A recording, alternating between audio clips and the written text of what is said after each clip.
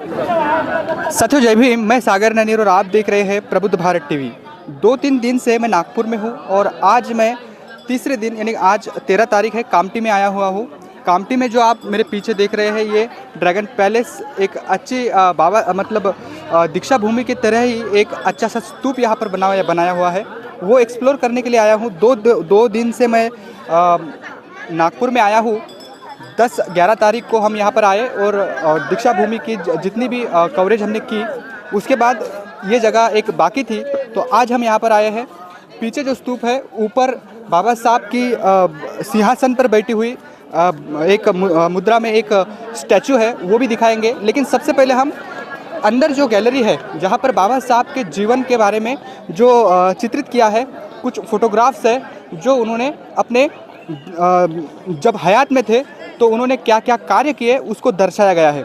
तो सबसे पहले हम वो देखेंगे, बाद में हम ऊपर का स्टैचू देखेंगे। तो चलिए चलते हैं इस ड्रैगन पैलेस के स्तूप में। बता दूं कि बाबा साहब का ये कार्य जो है काफ़ी सराहनीय है।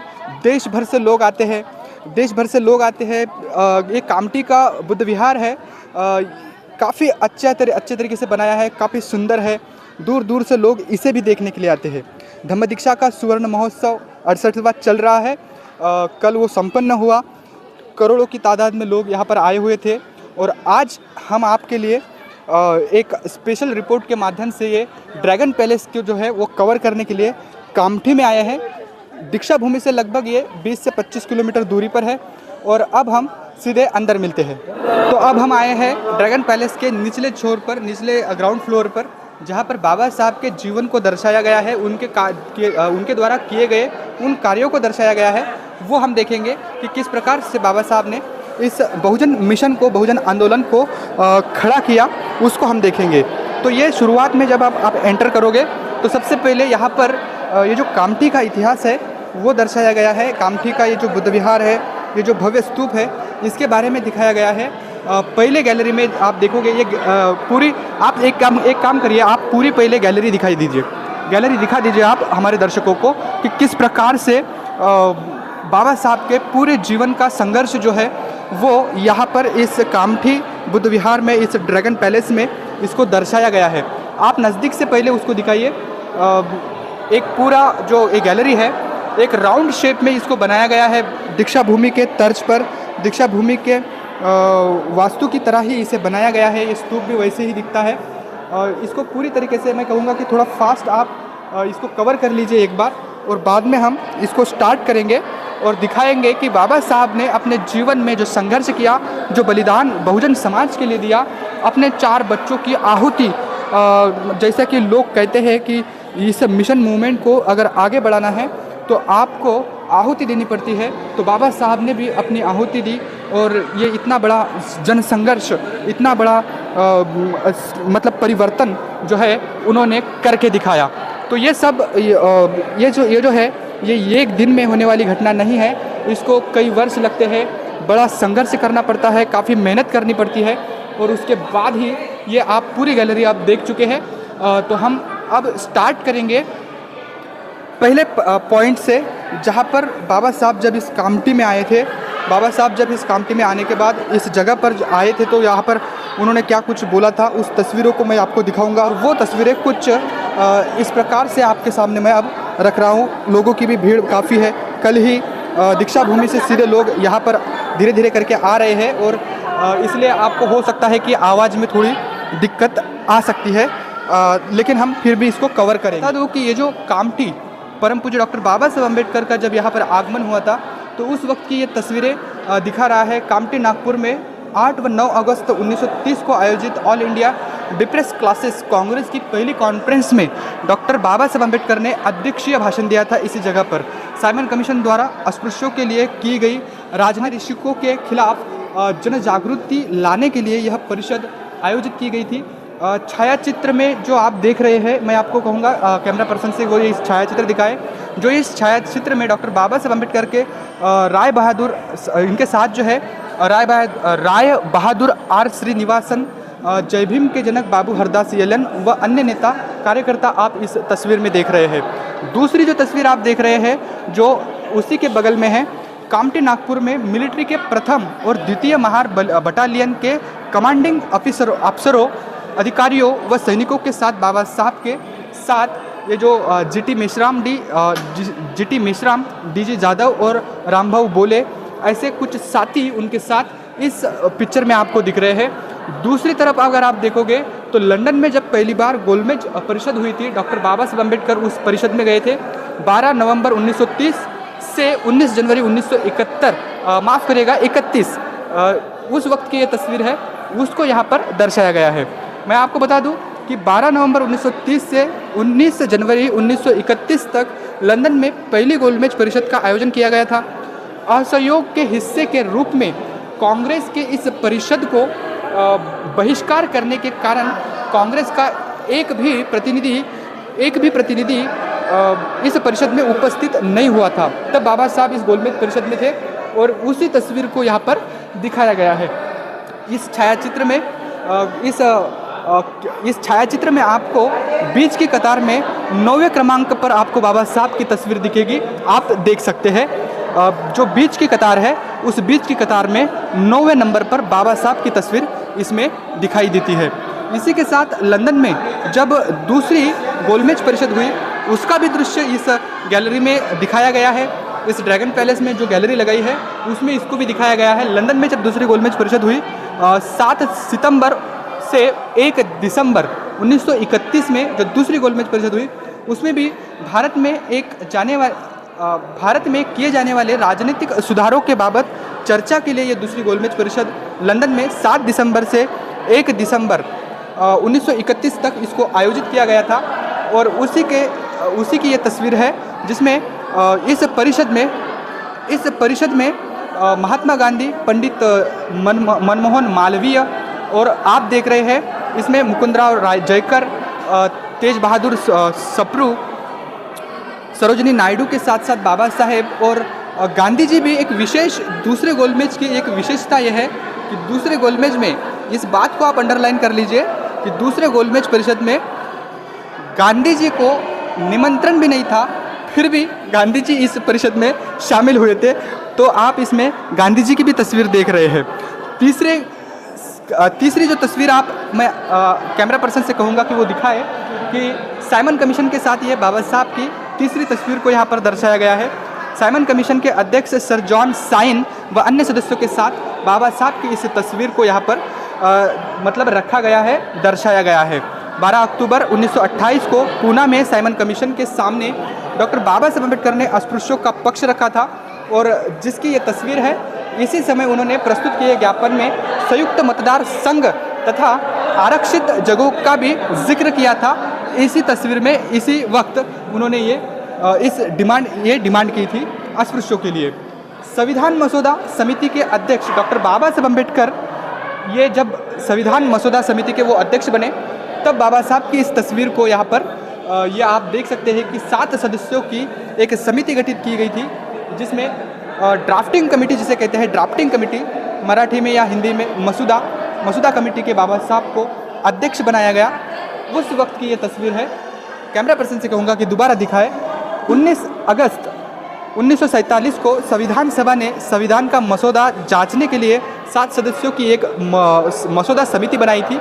इस समिति ने 30 अगस्त 1947 को हुई अपनी पहली बैठक में डॉक्टर बाबा साहब को एक मत से अध्यक्ष चुना था। तो ये उस वक्त की तस्वीरें हैं। और दूसरी तस्वीर जो आप देख रहे हैं, इसमें ये तस्वीर जो है ये 16 मई 1949 की है, जो दिल्ली में संसद भवन में संविधान मसौदा समिति के अध्यक्ष डॉक्टर बाबा साहब अम्बेडकर और समिति के संयुक्त सचिव SN मुखर्जी और बाजू में जो महिला खड़ी है वो बेगम एजाज रसूल चर्चा करते हुए आपको दिख रहे हैं।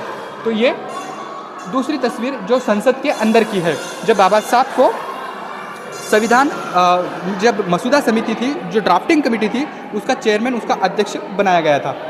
तीसरी जो तस्वीर 3 तस्वीरें आप देख रहे हैं इस गैलरी में, इसमें नासिक के प्रसिद्ध कालाराम मंदिर में जो दलितों के द्वारा कालाराम मंदिर का प्रवेश के लिए जो आंदोलन हुआ था बाबा साहब के द्वारा, इसकी इन तस्वीरों को यहाँ पर दर्शाया गया है।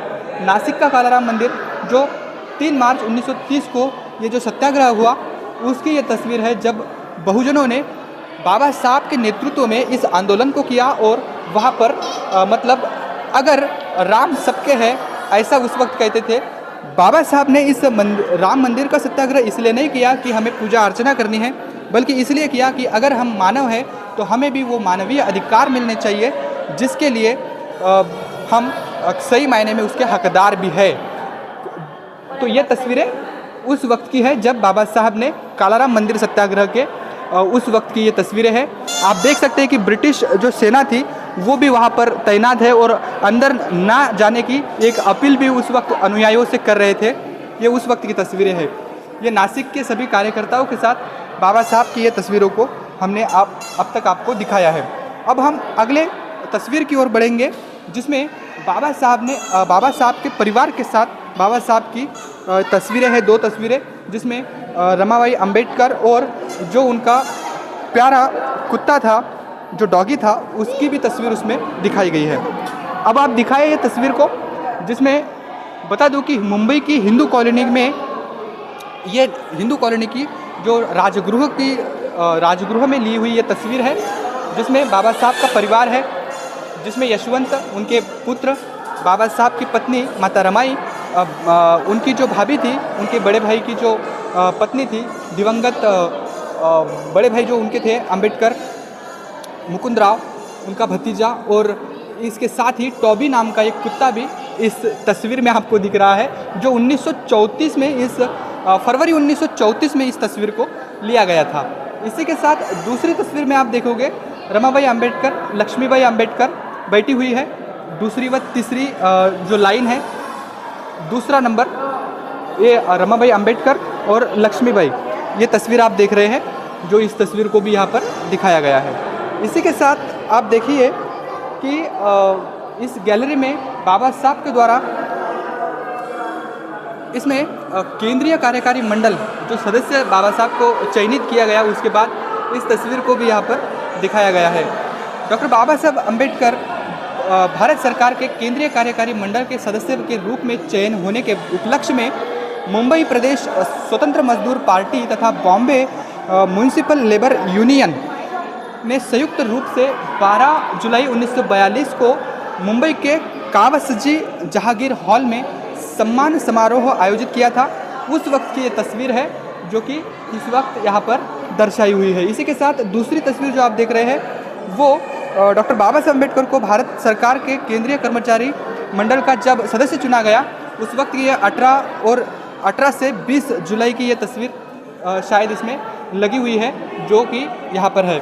इसी के साथ जो समता सैनिक दल है, जो बाबा साहब ने एक डिसिप्लिन समाज में आनी चाहिए, जहाँ जहाँ बाबा साहब की सभाएं होती थी, उस सभाओं को कवर करने के लिए, उस सभाओं का नियंत्रित रखने के लिए मतलब समता सैनिक दल का निर्माण, समता सैनिक दल की स्थापना बाबा साहब ने की थी।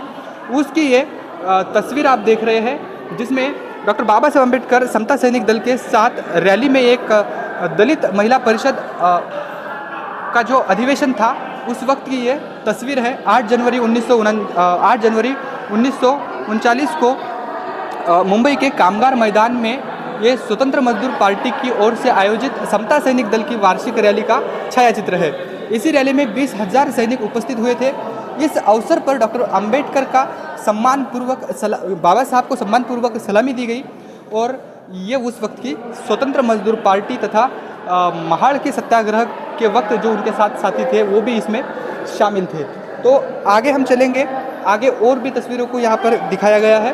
डॉक्टर बाबा साहब अम्बेडकर के प्रयासों से दलित विद्यार्थियों को उच्च शिक्षण के लिए भेजने के लिए जो प्रयास बाबा साहब की ओर से किए गए थे, पीपल एजुकेशन सोसाइटी के माध्यम से, सिद्धार्थ महाविद्यालय के माध्यम से, तो उस वक्त आप इस तस्वीरों को देख सकते हैं।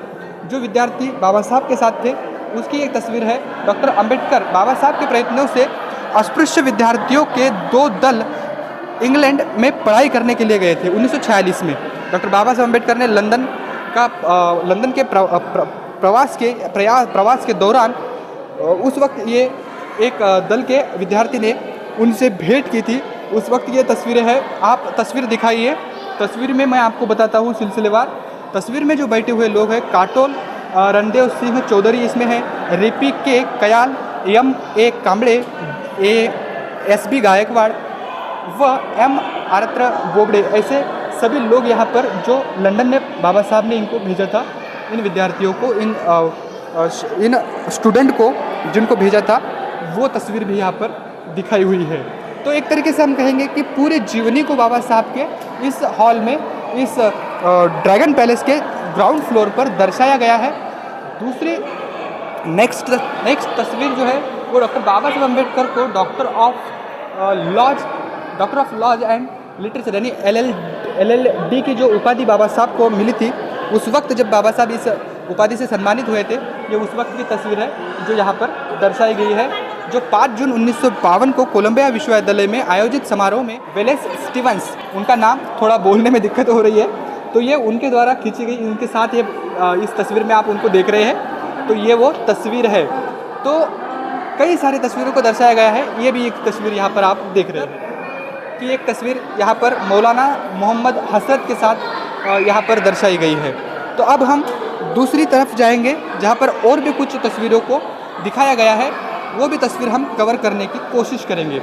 तो बता दूं कि ये गैलरी काफ़ी अच्छे तरीके से यहाँ पर सजाया गया है, बाबा साहब के द्वारा जो संघर्ष किया है उस संघर्षों को दर्शाया गया है, और ये वो तस्वीरें हैं अंतर्राष्ट्रीय नेताओं के साथ बाबा साहब किस तरह से बैठते थे, किस तरह से उठते थे, किस तरह से बोलते थे, ये उसकी तस्वीर आप देख रहे हैं यहाँ पर, जो कि यहाँ पर दर्शाई गई है।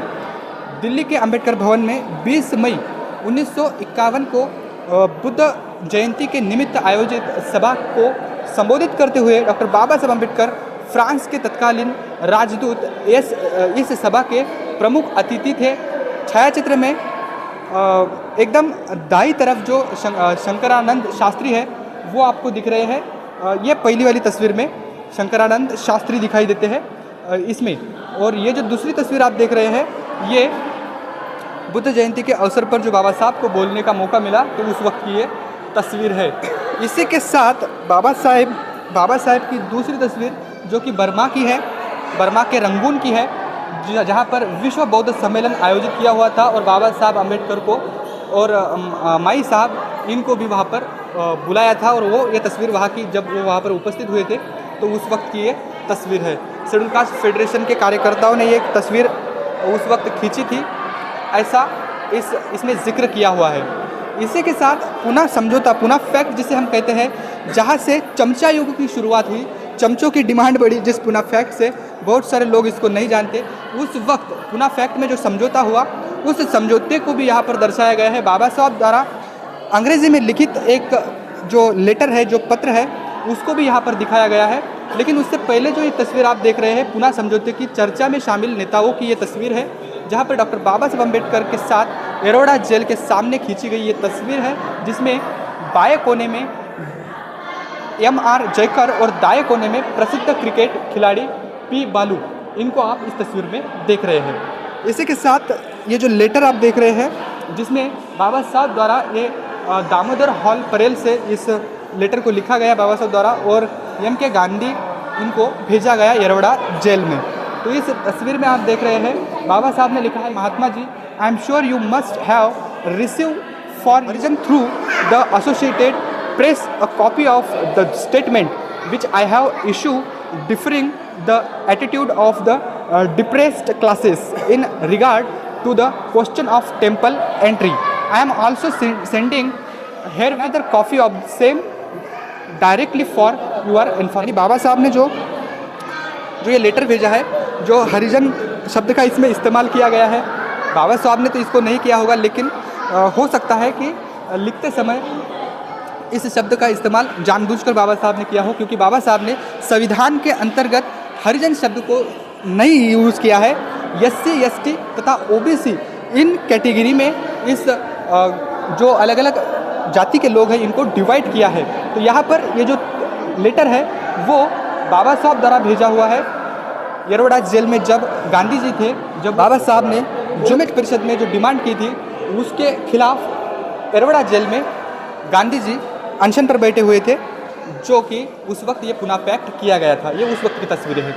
इसके साथ ही आप अगली तस्वीरें आप देख रहे हैं, भारत में आए हुए अंतर्राष्ट्रीय मान्यवरों के साथ ये बाबा साहब की तस्वीर है, जिसमें चीन के मुस्लिमों के प्रतिनिधि ओथमान ओह इसकी ये तस्वीर है, जिसमें इसमें देख रहे हैं आप 1938 की ये तस्वीर है, जिसमें बाबा साहब के साथ ये सभी लोग, चाइना के लोग यहाँ पर आप इस तस्वीर में देख रहे हैं। तो ये छायाचित्र उस वक्त का है जिसमें बै हुसैन, डॉक्टर अंबेडकर तथा ओथमान मोह और पत्रकार राम औरंगाबादकर ये इस तस्वीर में आपको दिख रहे हैं। इसी के साथ विश्व प्रसिद्ध लेखक गांधी के जीवन लेखक लुई फिशर ने मुंबई आकर डॉक्टर अंबेडकर से विशेष रूप से मुलाकात की थी। ये उस वक्त की तस्वीर आप इस फोटो में आप देख रहे हैं, जिसमें कुछ साथी बाबा साहब के साथ खड़े हुए हैं। तो ये काफ़ी कुछ तस्वीरें यहाँ पर दिखाई गई है। ये भारत का राष्ट्रध्वज निश्चित करने वाली समिति डॉक्टर बाबा साहब अम्बेडकर की प्रमुख भूमिका, जिसमें आप देख सकते हो कि बाबा साहब ने जब भारत का जो राष्ट्रध्वज बना तो ये उस वक्त की तस्वीर है। इसमें हिंदू महासभा के नेता राय बहादुर सीताराम केशव बोले भी है, मराठा मंदिर संस्था के बाबा साहेब गावंडे भी है। इसके साथ ही झुमका भाकर के प्रणेता अनंत हरि गद्रे इत्यादि नेताओं के साथ ये 10 जुलाई 1947 को खींची हुई तस्वीर है, जो आप इस तस्वीर में देख रहे हो। काफ़ी लोगों के साथ इस तस्वीर में जब भारत का राष्ट्रध्वज निश्चित करने का समय था, उस वक्त की ये तस्वीर आप इस गैलरी में देख रहे हो। इसके साथ ही भारत के आज़ादी के पूर्व बाबा साहब की जो भूमिकाएं थी उसको भी यहाँ पर दर्शाया गया है। ये तस्वीर आप देख रहे हैं 24 मार्च 1946 की ये तस्वीर है, जिसमें भारत की आज़ादी के बारे में बातचीत के लिए अंग्रेज सरकार की ओर से भारत आए त्रिसदस्यीय शिष्टमंडल के अध्यक्ष सर स्टेफोर्ड क्रिप्स का जो 24 मार्च 1946 को दिल्ली में स्वागत करते हुए ये कन्हैयालाल मुंशी हाथ मिलाते हुए देख रहे हैं आप, और पीछे डॉक्टर बाबा साहब अम्बेडकर भी हंस रहे हैं। काफ़ी अच्छी तस्वीर आप यहाँ पर इसको दर्शाया गया है। तो ये तस्वीर भी आपने देखी। उसी के साथ इसी तस्वीर के बगल में दूसरी तस्वीर है, जिसमें दिखाया गया है भारत मंत्री लॉर्ड पैथल लॉरेंस के भारत आने पर इनके साथ वाइसराय लॉर्ड वेवेल और उनके कार्यकारी मंडल 24 मार्च 1946 को ये खींची हुई तस्वीर है, जिसमें sir Mohammad Azizul Haq, Doctor Ambedkar, Sir Edward Benthall, Lord Wavell, Lord Pethick Lawrence, field marshals, इन जैसे सभी लोगों को यहाँ पर दिखाया गया है। इन तस्वीरों में आप इन सभी लोगों को देख रहे हैं, जिसमें बाबा साहब की तस्वीर भी दिखाई दे रही है। इसी के साथ अगर आगे हम आएंगे तो केंद्रीय मंत्रिमंडल में जब बाबा साहब बैठते थे, बोलते थे, तो उस वक्त की तस्वीर को भी यहाँ पे दर्शाया गया है। कुछ उस तस्वीर को भी मैं दिखाने की कोशिश करूँगा। आप देख सकते हैं ये तस्वीर जो आप देख रहे हैं, डॉक्टर बाबा साहब अम्बेडकर जब भारत के पहले कानून मंत्री बने तो 8 मई 1950 को राष्ट्रपति भवन में डॉक्टर राजेंद्र प्रसाद ने प्रधानमंत्री पंडित नेहरू की उपस्थिति में उन्हें मंत्री पद की शपथ दिलाई। जिस तस्वीर को यहाँ पर दिखाया गया है, राष्ट्रपति भवन में यह छोटा सा कार्यक्रम संपन्न हुआ था। ये उस वक्त की तस्वीर है जब बाबा साहब ने मंत्री पद की शपथ ली। कानून मंत्री पद की शपथ लेते वक्त की ये तस्वीर आप देख रहे हैं। इसी के साथ 3 अगस्त 1947 को नेहरू जी के नेतृत्व में केंद्रीय मंत्रिमंडल के सदस्यों के नाम घोषित किए गए। इसमें डॉक्टर अंबेडकर को कानून मंत्रालय सौंपा गया था। ये उस वक्त की तस्वीर है। भारत के गवर्नर जनरल लॉर्ड माउंटबेटन के साथ नेहरू मंत्रिमंडल के सदस्यों के ये खींची गई तस्वीर है। बाईं तरफ से बैठे हुए जॉन मथाई, रफ़ी अहमद किदवई, सरदार बलदेव सिंह, पंडित जवाहरलाल नेहरू, लॉर्ड माउंटबेटन, सरदार वल्लभ भाई पटेल, मौलाना अबुल कलाम आज़ाद, जगजीवन राम, राजकुमारी अमृत कौर, और पीछे खड़े हुए हैं षणमुख चेट्टी, जयरामदास दौलतराम, केसी नियोगी, डॉक्टर श्यामा प्रसाद मुखर्जी, डॉक्टर अंबेडकर, नवी गढ़विल, गोपाल स्वामी अयंगार और मोहनलाल सक्सेना। तो ये सभी लोगों की तस्वीर है जो उस वक्त खींची गई थी। 3 अगस्त 1947 को खींची हुई ये तस्वीर है। इसी के साथ विविध राजनीतिक रूप में डॉक्टर अंबेडकर के जो पहलू है उसको भी यहाँ पर दर्शाया गया है। जब बाबा साहेब संविधान लिख रहे थे उस वक्त की तस्वीरें और कुछ अलग अलग जगहों की तस्वीरें इसमें आप देख रहे हैं। ये नीचे तस्वीर जो आप देख रहे हैं, ये संविधान समिति में जब कामकाज करते हुए जो काम चल रहा था, ये उस वक्त की तस्वीर है जिसमें बाबा साहब, आप इस जगह पर आप बाबा साहब को देख रहे हैं। बाबा साहब पहली कतार में हैं, बीच में हैं, और कानून मंत्री उनको जब चुना गया था उससे पहले की वो तस्वीर है जिसमें बाबा साहब को मतलब संविधान समिति में जब मसूदा समिति बनाई थी तो उसमें उनको अध्यक्ष बनाया गया था। यहाँ पर संविधान सभा के अध्यक्ष डॉक्टर राजेंद्र प्रसाद के साथ डॉक्टर बाबा साहब अम्बेडकर और संविधान सभा के सदस्य, यानी जिन जिन लोगों ने संविधान लिखने के लिए मदद की, जितने भी सदस्य थे, उन सभी सदस्यों की ये तस्वीर इस गैलरी में दर्शाई गई है, जिसमें लिखा है संविधान सभा के अध्यक्ष डॉक्टर राजेंद्र प्रसाद और बाकी सदस्यों के साथ बाबा साहब इस तस्वीर में। तो आप देख रहे हैं ये सभी जो जितने भी मेंबर संविधान सभा में संविधान बनाने के लिए जिनको चुना गया था, उन सभी लोगों की तस्वीर यहाँ पर दिखाई गई है, और जिसमें बाबा साहब आपको यहाँ पर बैठे हुए दिखेंगे। जो मैं कैमरा पर्सन से कहूँगा कि वो दिखाए, बाबा साहब यहाँ पर बैठे हुए हैं। तो ये उस वक्त की तस्वीर है जब संविधान बनने की तैयारी में था, उस वक्त खींची गई ये तस्वीर है।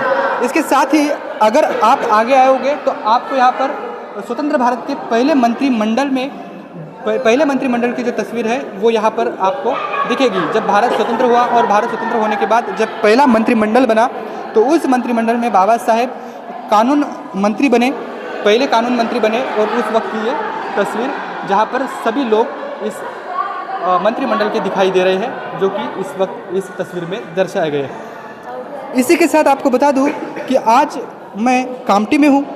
कल 68वां धम्म दीक्षा सुवर्ण महोत्सव मनाया गया पवित्र दीक्षा भूमि पर, जो बाबा साहब के द्वारा एक ऐसा कार्य है जो कोई साधारण व्यक्ति नहीं कर सकता। ये केवल महापुरुषों के ही बस की बात है, वही कर सकते हैं। और एक ऐसा बड़ा धम्म चक्र प्रवर्तन जो कई सालों बाद, कई हज़ारों सालों बाद, सम्राट अशोक के बाद केवल बाबा साहब ने किया, उस वक्त की यह तस्वीर है। ऐतिहासिक धम्मचक्र प्रवर्तन के पश्चात जब बाबा साहेब ने नागपुर में वो आए थे, तो ये उस वक्त की तस्वीर है जिसमें धम्मचक्र प्रवर्तन का यह क्रांतिकारी कार्यक्रम संपन्न होने के पश्चात भारतीय बौद्ध जन समिति, जो नागपुर की शाखा के साथ सामुदायिक धर्मांतरण व्यवस्थापक मंडल के पदाधिकारियों के साथ श्याम होटल में खींची गई ये तस्वीर है, जिस होटल में बाबा साहब रुके हुए थे दीक्षा लेने से पूर्व। दूसरी तस्वीर में आप देख रहे हैं ऐतिहासिक धम्मचक्र प्रवर्तन के समारंभ के बाद की यह तस्वीर है, जिसमें भदंत महास्तवीर चंद्रमणि भंते हैं और बाबा साहब के साथ कुछ और सदस्य, जिसमें दादा साहेब कुंभारे को भी आप देख सकते हो। और ये तस्वीर काफ़ी यूनिक है, रेयर आपको मिलेगी। यहाँ पर इस तस्वीर को दिखाया गया है जब बाबा साहब ने अपने 5 लाख प्लस अनुयायियों के साथ बुद्धिज़्म को अपनाया। पहले चंद्रमणि भंते ने बाबा साहब को दीक्षित किया और उसके बाद करुणा सागर बाबा साहब ने, बोधिसत्व ने हम सब लोगों को बुद्धिज़्म दिया। यह उस वक्त की तस्वीर है। तो इस दूसरी तस्वीर में आप देख रहे हैं कि माई साहेब भी बाबा साहब के साथ इस तस्वीर में तथागत को नमन करते हुए, तथागत को त्रिवार वंदन करते हुए दिख रही है, जो 14 अक्टूबर सन 1956 नागपुर में ली गई ये तस्वीर है। तो एक तरीके से हमने आपको इस ग्राउंड फ्लोर में, जो ड्रैगन पैलेस का ग्राउंड फ्लोर है, इसमें जो बाबा साहब के द्वारा किए गए कार्य है उनको दर्शाया गया है। उसकी एक एक करके हमने पूरी गैलरी को आपको दिखाया है। अब हम इस ड्रैगन पैलेस के ऊपर फर्स्ट फ्लोर पर जाएंगे, जहां पर बाबा साहब एक सिंहासन पर बैठे हैं, जो तस्वीर मैं आपको वहां पर लेकर दिखाऊंगा। तो चलिए चलते हैं। अब हम सामने आए हैं अंदर की गैलरी को देखने के बाद। बाबा साहब के द्वारा जो कार्य किए गए हैं उन सभी पहलुओं को दर्शाया गया है इस ड्रैगन पैलेस के ग्राउंड फ्लोर में। अब हम जाएंगे ऊपर, जहां पर बाबा साहब एक सिंहासन पर बैठे हैं। एक बैठी हुई मुद्रा में बाबा साहब का एक बड़ा स्टैचू है, उसको हम देखेंगे और उसके बाद हम कुछ लोगों से बातचीत करने की भी कोशिश करेंगे। लेकिन सबसे पहले हम ऊपर जाएंगे, जो आप दिखाइए, ऊपर जाएंगे जहां पर बाबा साहब एक सिंहासन पर बैठे हुए हैं, एक राजाओं महाराजाओं की तरह। बाबा साहब की हमेशा तस्वीर को आपने देखा होगा, वो स्टैंडिंग में आपने देखा होगा, लेकिन ये विशेषता इस ड्रैगन पैलेस की है जिसमें बाबा साहब को एक सिंहासन पर बैठाया हुआ है। तो हम चलते हैं ऊपर और ऊपर जाकर देखेंगे कि किस प्रकार बाबा साहब की वो स्टैचू है, बाबा साहब की वो मूर्ति है। इस स्टैचू को देखने के बाद आपको मैं बता दूं कि ऐसा जो स्टैचू है वो आपको केवल लखनऊ में देखने को मिलेगा, जहां पर बाबा साहब का एक भव्य ये है डॉक्टर बाबा साहब अम्बेडकर सामाजिक परिवर्तन स्थल लखनऊ में जो स्थित है, उसमें ऐसी तस्वीर आपको दिखेगी। उसके बाद मैंने अगर देखी है तो इस ड्रैगन पैलेस में ये तस्वीर देखी है। लोग यहाँ पर आते हैं और यहाँ पर आकर तस्वीरें खींचते हैं, लोगों से बातचीत करते हैं।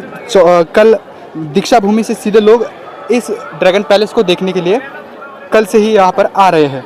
तो अब हम जाएंगे अंदर, बाबा साहब की तस्वीर को देखेंगे, बाबा साहब के स्टैचू को देखेंगे।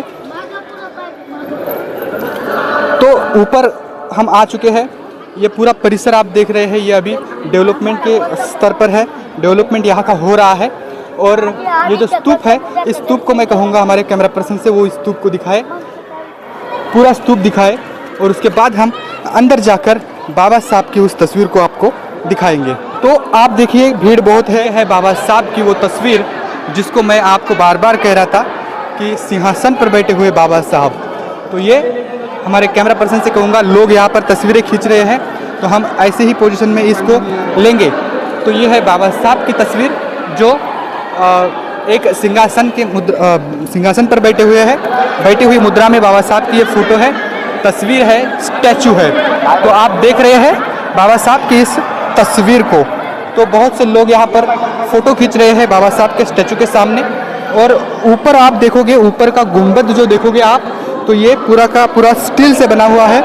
एक दीक्षा भूमि के स्तूप की तरह ही स्तूप को बनाया गया है। और इसकी जो शक्ल है, इसका जो ये जो स्तूप है, ये आपको सांची के स्तूप की तरह दिखाई देगा।